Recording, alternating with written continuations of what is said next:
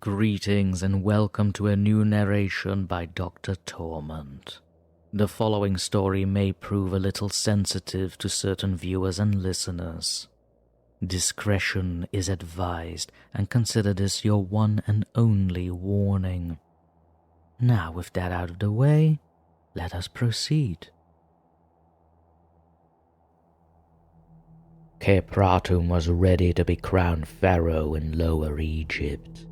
Being the prince and nomarch of the province of Raqote, a city that will soon become Alexandria, he was staying at his father's palace, which overlooked the Mediterranean Sea. Being his eldest son, Khepratum's future was quite set. However, little did he know that before his father ruled Memphis as pharaoh, he married a Canaanite woman when he was a general. But since his mother died, his father remarried to a princess of Upper Egypt. He had daughters from this second marriage since, so Khepratum had nothing to worry about.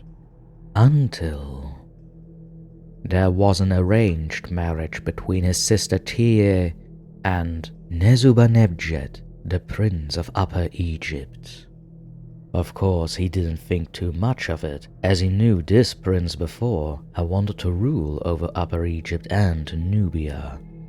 In fact, the two were close friends, serving together against the Hittites and Azaranians. When he heard of this engagement, the prince was pretty excited. He knew that Nezubanebjet would become the best husband to his sister, and he was strong, smart, and brave. However, as for Khepratum, he had no one, as he believed himself to be a god of the Egyptians. As his inspiration for conquering Canaan and Anatolia, wanting to expand his father's kingdom north and to put an end to the Hittites. But in secret, he was worshipping Mot, a Canaanite god of the underworld. For the high priests, this will not be answered, until it was learned that his true intention was to sacrifice everyone once he became pharaoh of Lower Egypt. There were rumors of Khepratum performing black magic, which was the last straw for them. When the prince caught wind of the high priest's meddling, he ordered their capture and had them beheaded.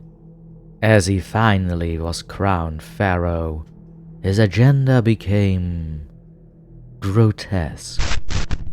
Behind closed doors, there he was, performing many sacrifices, from beheading traitors to ripping out the heart of a priestess and disemboweling slaves by extracting their intestines.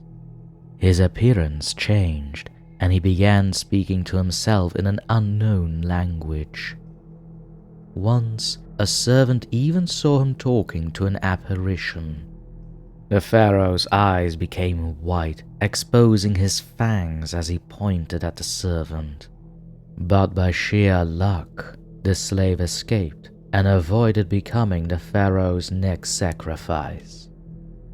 Eventually, Khepratum's practices reached the ears of Pharaoh Nezubanebjet of Upper Egypt and arrived in Memphis to meet Khepratum with his guards. His eyes widened in shock to see the sudden change in the man whom he once called brother. He caught Khepratum feasting on a corpse as he greeted him. In disbelief and disgusted by the sight of this, he ordered his guards and the guards of Khepratum himself to arrest him.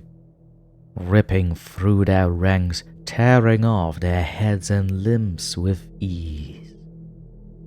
Nezubanebjet struck the mad king down with a spear he picked up, and the horror was no more.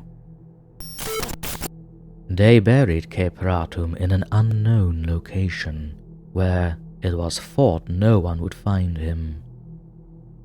But 1,000 years later, someone did.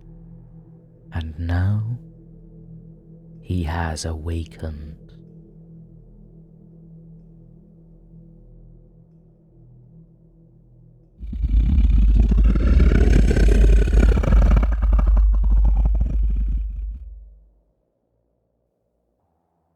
And so we've come to the end of our narration today. Thank you for joining me, and if you enjoyed this story, please give it a thumbs up and comment your thoughts down below. And if you feel particularly lovely today, don't forget to subscribe to the channel and check out the links in the description for more information, as there you will find the source of the story, its creator, and of course the links to other social media platforms that I have been affecting so far. Lastly, for those who are willing, consider supporting me on Patreon, which allows certain benefits such as ad-free videos, MP3 files of already narrated stories of your choice, and last but not least, amongst other bonuses, early access to narrated videos before they are being uploaded to YouTube. This has been your host DrTorment, once again thanking you for joining me and bidding you adieu. But remember, don't fall asleep. Ever.